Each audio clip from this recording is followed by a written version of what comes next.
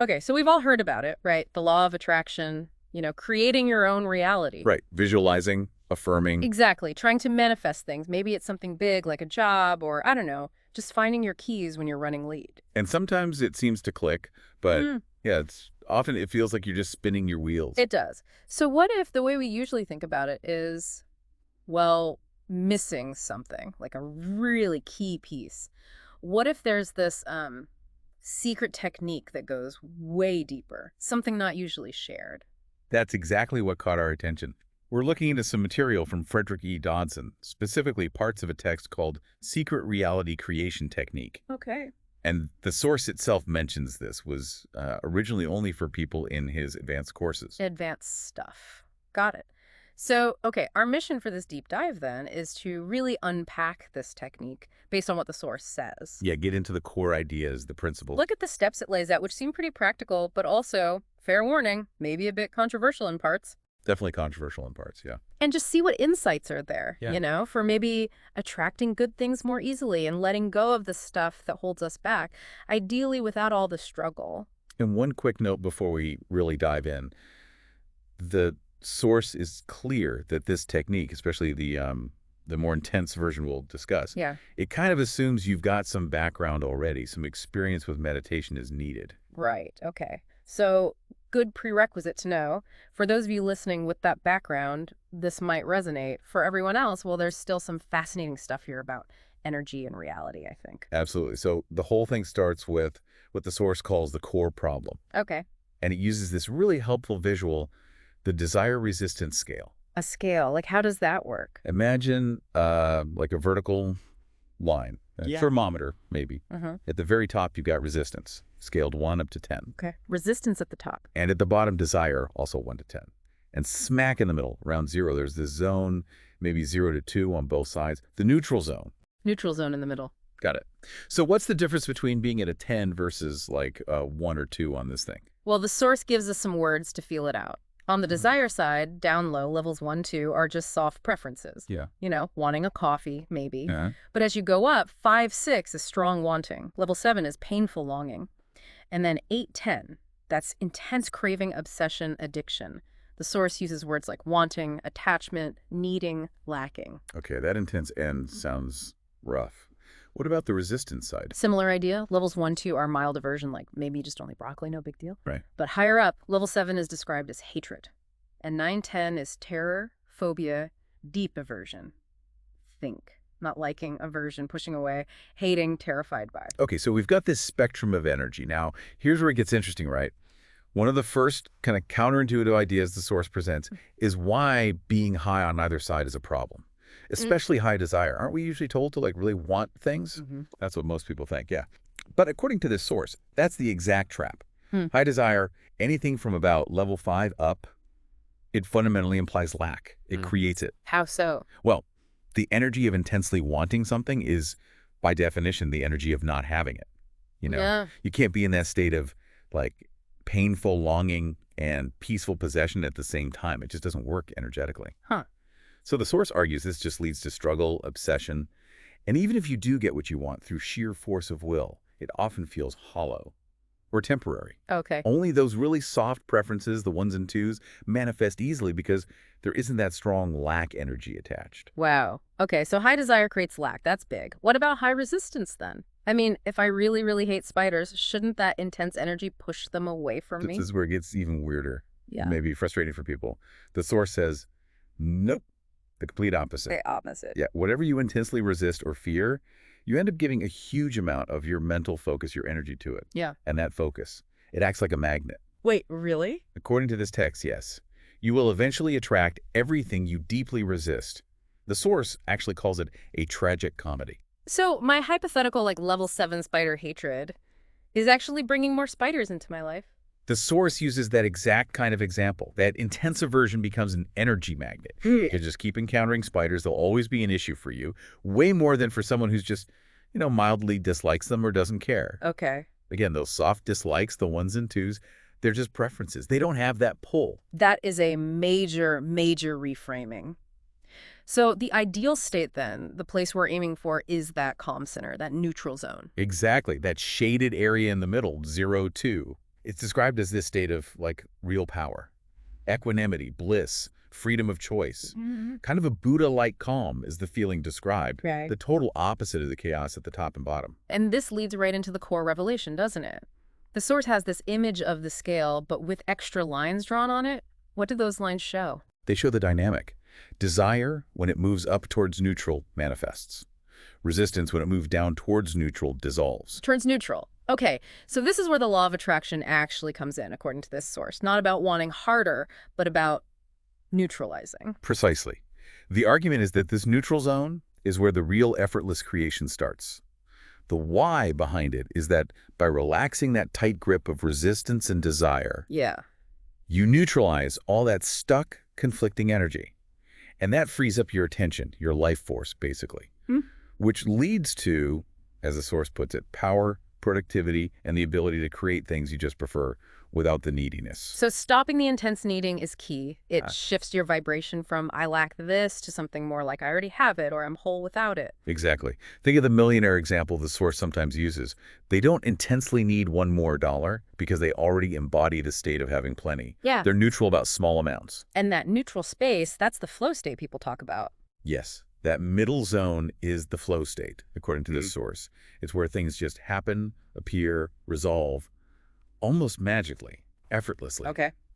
And you can get there either through intense, sustained focus or, and this is key for the technique, by releasing all that baggage from high resistance and desire. It sounds like it's all about energy management then, based on this idea that everything is like fundamentally one energy. Now, according to the source, yes. Yeah. It posits this idea that life, the universe, Yeah. it's essentially one consciousness or energy which is pure light. Okay. And things that this consciousness appreciates or things aligned with positivity, they grow in that light. Things it doesn't appreciate, negativity, resistance, Right. kind of burn away, disappear when exposed to the light. Interesting analogy. Yeah, the source uses this image. Staring at a demon makes it run, but staring at an angel makes it join you. Positivity expands in the light. Negativity is meant to dissolve. That's a powerful way to think about it. Okay, so conceptually, I think I get it. But how do we actually do this? How do we apply this to move our own energy towards that neutral sweet spot? Well, the very first practical step the source suggests is just becoming aware of where you are on that scale with different things in your life. Awareness first, okay? And the best way to do that, make some lists. Like actual lists, pen and paper. Yep. Two main ones. First, your aversion list. This covers all your resistances. Everything I dislike, avoid, hate. Exactly. Dislike, despise, avoid, hate, resist. The source says just start jotting it all down. The little things, the big things, everything in between. What kind of examples does the source give for this list? Oh, a whole range. Yeah. On the sort of lower end, maybe smelly socks, traffic jams, take out the trash, dirty restrooms. Relatable. Then moving up, boredom, maybe the shape of your body, lack of money, dealing with fanatic people, decay, violence.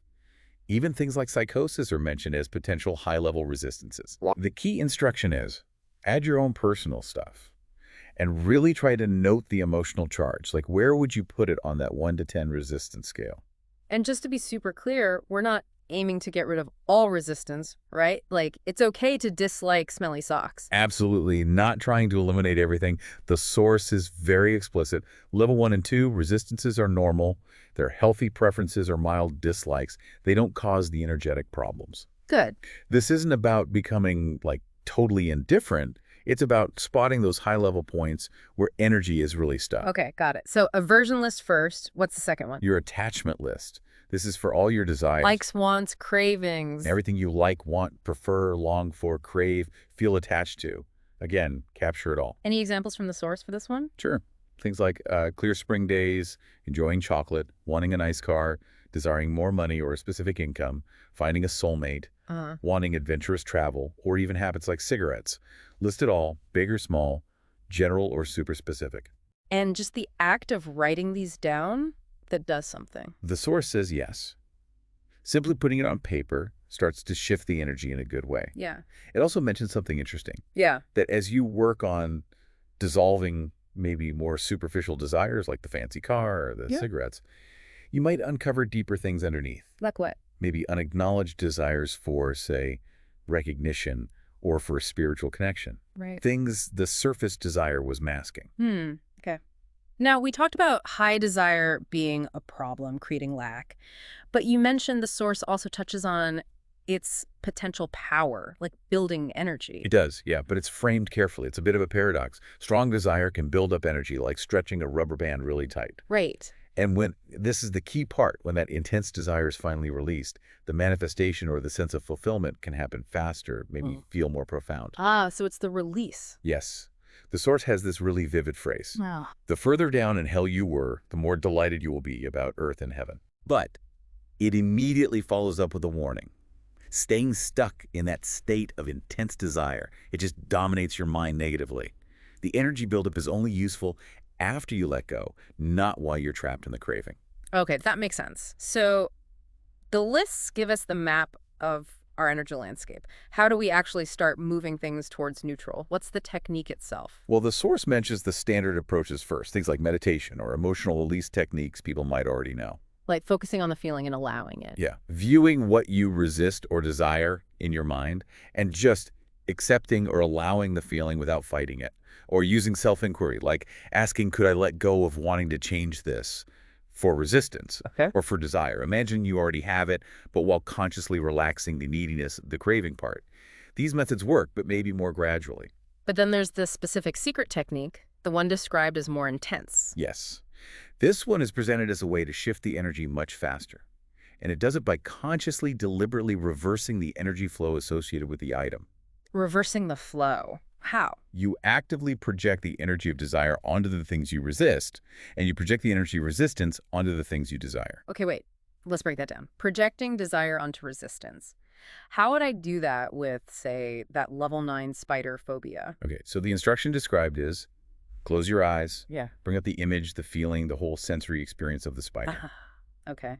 Got the unpleasant image. Now, consciously, actively project enjoyment onto it. Project non-resistance. Project desire. Imagine you like it. Imagine you crave it. Imagine you find spiders fascinating, adorable, helpful. You want them around. Wow, that sounds really difficult and weird. It's definitely described as intense. The source notes that especially with high-level resistance like phobias, you might feel strong physical or energetic sensations like discharges, as that resistance just plummets down the scale. Okay. Projecting desire onto terror. That's wild. So what about the flip side? Neutralizing a high desire, like that level 8 cigarette addiction example. Same principle, just reversed. Close your eyes. What about the image, the feeling, the thought of the cigarette? Okay. Then actively project aversion onto it. Project dislike. Project hatred even. Imagine you hate the smell. Imagine you're disgusted by the effects on your body. Imagine feeling repulsed by smoking lounges. You consciously practice embodying an intense aversion towards it. So you're creating dislike for something you crave. Exactly. And again, the goal is to feel that desire level rapidly drop down the scale towards neutral. This sounds incredibly powerful, but also like something you could mess up. The source stresses a really important starting point, right? Absolutely critical. The instruction is crystal clear. You stop the exercise immediately when the issue hits neutral. That's level 0, 1, or 2 on the scale. Not overshoot. Do not go past neutral. Or you risk accidentally flipping the polarity. You could end up genuinely liking things you used to hate or hating things you used to love in a way you didn't intend. Okay, stop at neutral. And for the really heavy stuff, the source says stop at level 2, not even 0. Yes, specifically for things starting at 8 or 9 or higher like intense phobias or maybe processing really dark subjects like violence or trauma. The source suggests aiming for level 2 and stopping there. Why only 2? The reasoning given is that forcing these kinds of deeply ingrained or inherently negative things all the way down to a perfect 0 or 1 might be, well, overwhelming or feel unnatural, maybe even unnecessary. Hmm. The source argues some things might have an inherently negative energy field, and feeling just a slight unease like a 2 or maybe a 3 could actually be the healthy natural state. It's about managing your internal energy field, not becoming passive about awful things in the world. Right, that distinction again, internal freedom, not external endorsement. It sounds intense, but also transformative. The source even mentions it can make people laugh. It does. Apparently, people sometimes laugh during the process because they suddenly realize how much energy they were locking up in that resistance or desire and how quickly their perspective can shift. It can feel absurdly freeing. I can almost imagine that. But it also acknowledges, high-level stuff, deep-seated issues. Right. They might take weeks, of doing this exercise, not just a few minutes. And taking breaks is perfectly fine. Okay. The overall outcome described is feeling lighter, less burdened, less needy, and noticing that things, opportunities, solutions, they start coming to you more instead of you constantly chasing after them. That shift from chasing to attracting, Yeah. that fits the whole framework perfectly. And as you do this work, the Source hints at something even deeper you might discover, a kind of secret within the secrets. Oh, what's that? It's this paradox. Desire is often hidden inside resistance, and resistance is often hidden inside desire. And we usually keep this hidden from ourselves, unconsciously. Hang on. Desire inside resistance. Resistance inside desire. Can you give an example? That sounds confusing. Sure. Take an unfulfilled desire, say, for a romantic partner. Consciously, it feels like wanting the partner and resisting being alone. Mm. But the Source suggests that buried within that desire might also be a subconscious resistance to actually having a partner.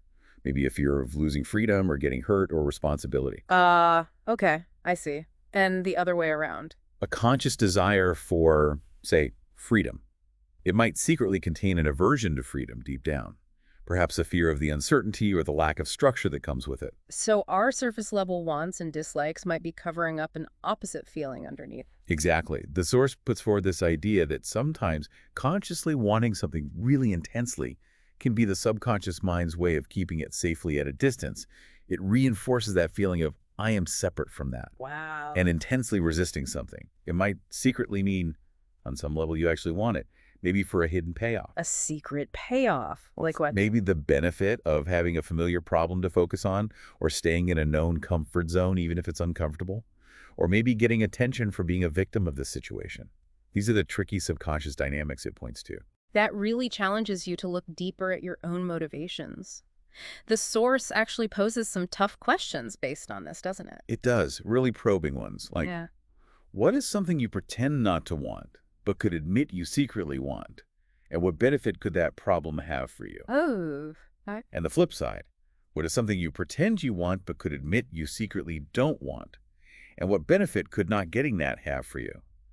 These questions are designed to cut right through to those hidden layers. That definitely takes the technique beyond just energy shifting into some deep psychological territory. And speaking of challenging, we should probably touch on the part the Source itself flags as controversial. Yes, we need to address that.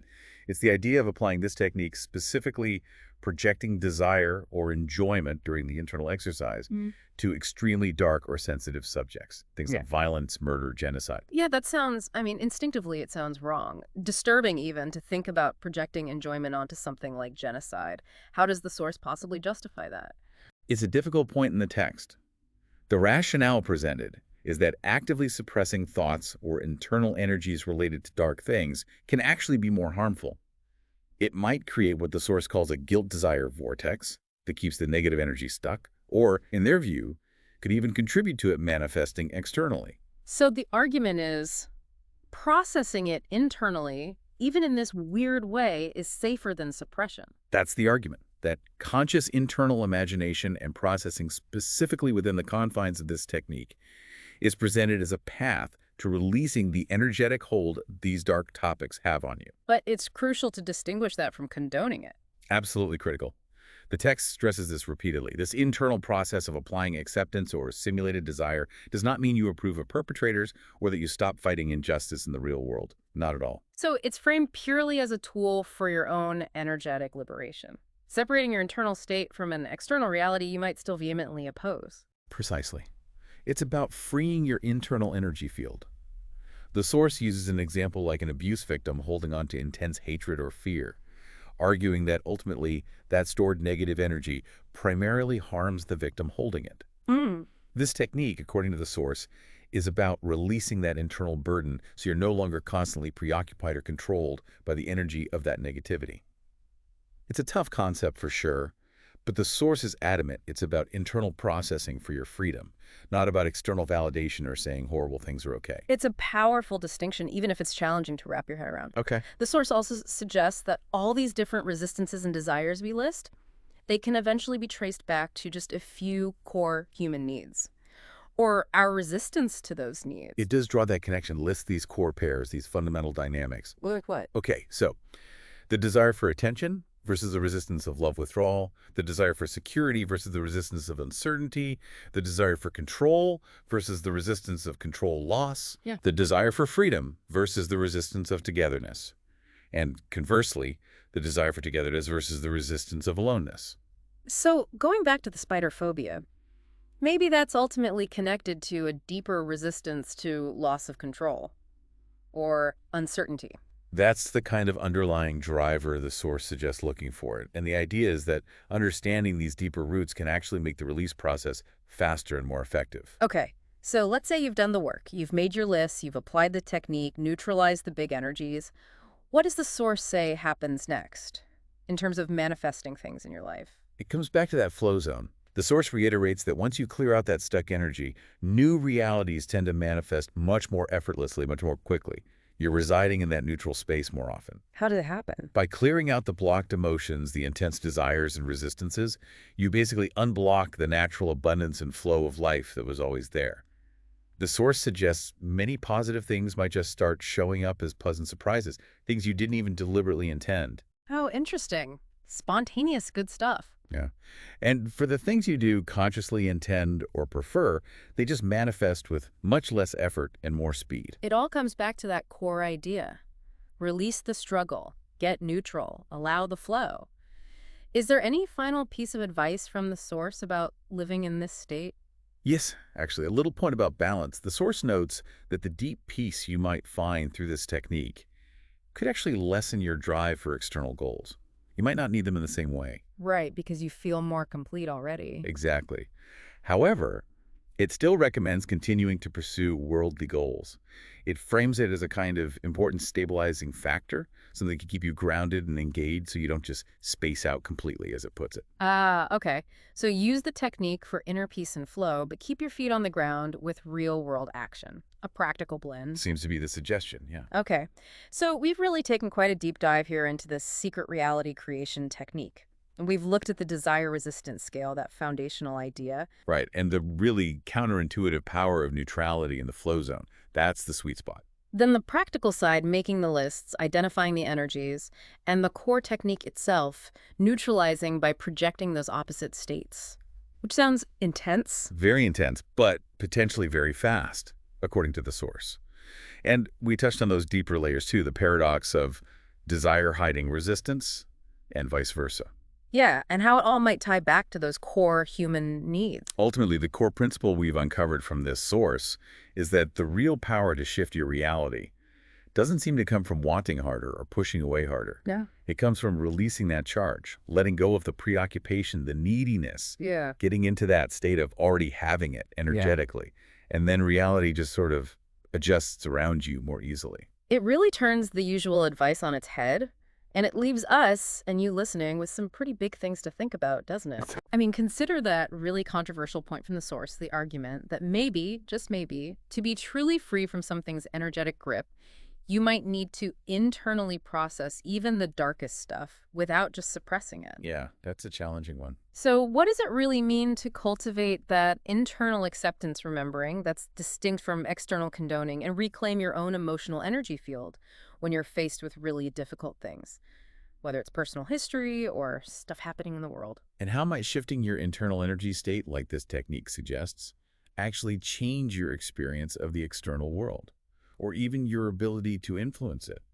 And maybe looking at your own life through this lens. What things on your lists, your aversions or attachments, what might they reveal? Could there be a secret desire for the problem you think you hate? Or maybe a hidden resistance to the solution you think you desperately want? Those hidden dynamics, uncovering them, could be the key. It's a lot to chew on.